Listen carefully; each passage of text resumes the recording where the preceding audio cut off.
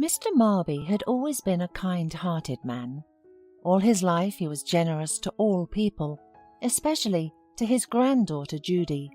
So, when he became ill, he was deeply disappointed to find out she did not want to take care of him. Unfortunately, she was the only relative left in his life. Judy's childhood was not carefree. Her parents died in a car accident when she was only 6 years old, and her grandfather took care of her. Mr. Marby did his best to make sure she didn't need anything. But as Judy grew into adulthood, she became increasingly withdrawn and taciturn. Her grandfather wanted her to consult a psychologist, but Judy was against it. When she turned 18, she left her grandfather's house. Mr. Marby often called her, trying to visit her, but Judy repeatedly ignored his calls or answered briefly. She did not want to admit to him how unhappy she was, and she pushed him away, just as he had pushed away everyone else in her life. Now Mr. Marby rarely saw her. Judy used to come only when she required money. The elderly man knew this was bad, but he kept telling himself that she was spending the money on good things, and so he kept giving it to her. He missed her so much, and in those brief moments when he saw her, he wanted to make sure that she was okay. Now Mr. Marby rarely saw her. Judy used to come only when she required money. The elderly man knew this was bad, but he kept telling himself that she was spending the money on good things, and so he kept giving it to her. He missed her so much, and in those brief moments when he saw her, he wanted to make sure she was okay. But one day, everything changed, and now Grandpa was needing Judy's help. Judy got a call from the hospital and was asked to come. When she arrived, she was shocked to see how much her grandfather had aged since their last meeting, and how frail he had become. The doctors told Judy that the elderly man needed help and care, and that it would be better for him to move in with her. Judy was not ready to take on the responsibility of caring for her grandfather, and refused to accept him. She had made many bad decisions over the past couple of years, which had led to the accumulation of a lot of debt. She had to deal with that problem, and her grandfather was not a part of her plans. In addition, she was sure that he had savings to pay for a nurse. So, Judy, absorbed in her own problems, completely forgot about her sick grandfather, and she heard about his death from the lawyer, who would like to meet with her as soon as possible.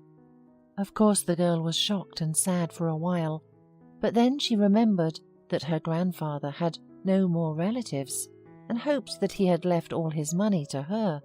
It would have helped her a lot with her debts. Sitting in the lawyer's office, Judy nervously waited for him to read the will. However, a big surprise awaited her. According to the will, your grandfather left you all his property, including the house, savings, and all personal belongings, the lawyer said. Judy's eyes widened wide with joyful anticipation.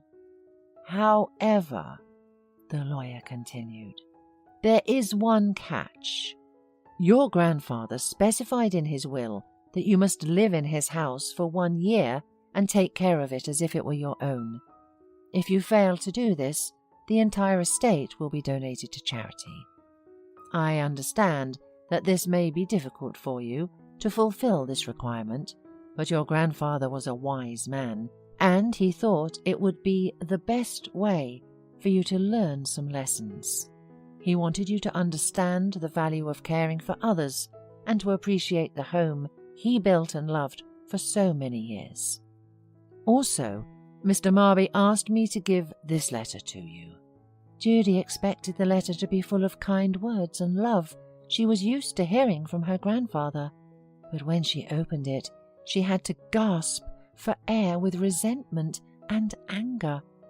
From the first words in the letter, She understood that getting inherited money was not going to be easy. "My dear Judy, I believe that you are an intelligent young woman and your heart is still kind. But I also know that you always take the easy way out when it comes to achieving your goals. It saddens me that you only ever came to me when you needed my money, and that you abandoned me when I really needed your help. So I have decided that you will not get the inheritance without any effort. I have prepared several conditions that are designed to test your character, your determination, and your willingness to work hard to achieve what you want. I have no doubt that you will accept the challenge, and I know for a fact that you will be a better person afterward. Good luck, my dear granddaughter. I love you no matter what." The first task her grandfather gave her was to volunteer for the next 3 months. For several days, Judy was gaining courage because she was determined to get her grandfather's inheritance. She began her first day at the charity centre feeling depressed and out of place. She wasn't used to helping others without expecting something in return, and it was hard for her. But as the days went by, she began to see the value of what she was doing. She sorted donations, cooked meals, and even helped with small repairs at the centre.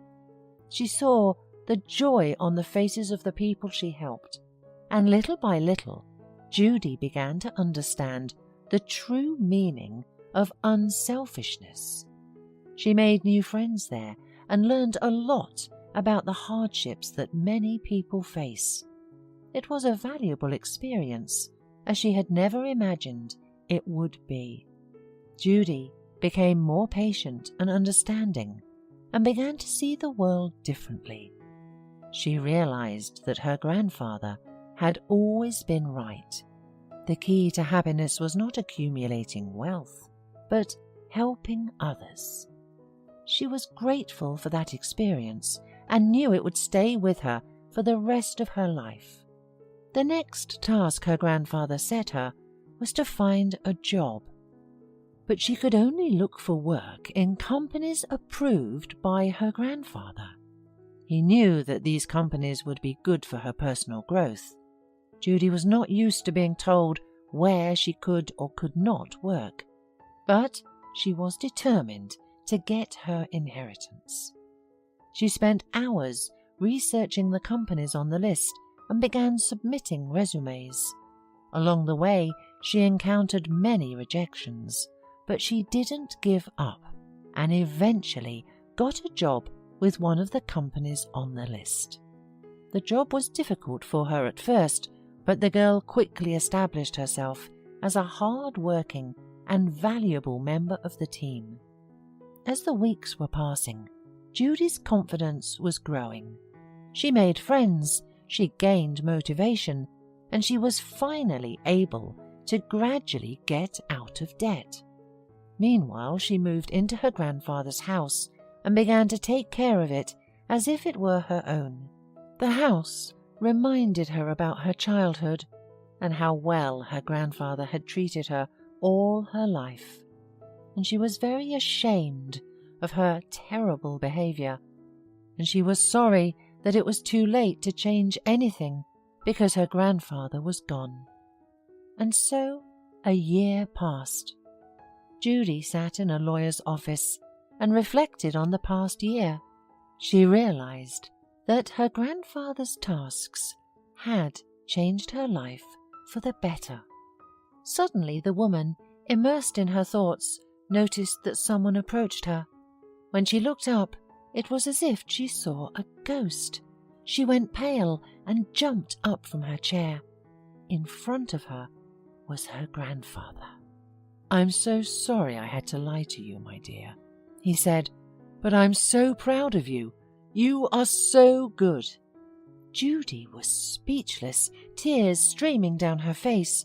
She could not believe what she had seen and heard, but when she looked into her grandfather's eyes, she realized that it was really him. It turned out that he had faked his own death to teach her a few lessons. Judy was overwhelmed with emotions, shock, disbelief, relief, and joy. She wanted to hug him and never let him go, but at the same time, she was angry with him for lying to her and causing her so much pain. "Why did you do it?" was the only thing Judy could ask. "I wanted to show you how big and kind your heart really was. I wanted to show you that there are more important things in life than money and possessions. I wanted to help you grow up and become the strong, independent woman I know you could be. And I'm so proud of how far you've come." Judy realized that Grandpa's plan had worked, and she had learned so much over the past year. She had grown as a person and was ready to conquer the world. She looked at him with a new sense of gratitude and admiration. "Thank you, Grandpa," she said, her voice full of emotion. "Thank you for everything. I love you, and I'm so grateful to have you in my life. And I'm sorry I've been so heartless. I'll fix it." Mr. Marby smiled back. "I love you too, my dear, and I will always be with you, guiding and supporting you." As they walked out of the lawyer's office, Judy felt relieved and indescribably happy. She was ready to face the future with confidence and determination, and knew that she would always carry her grandfather's lessons with her. Judy was grateful for this journey and knew that it had made her a better person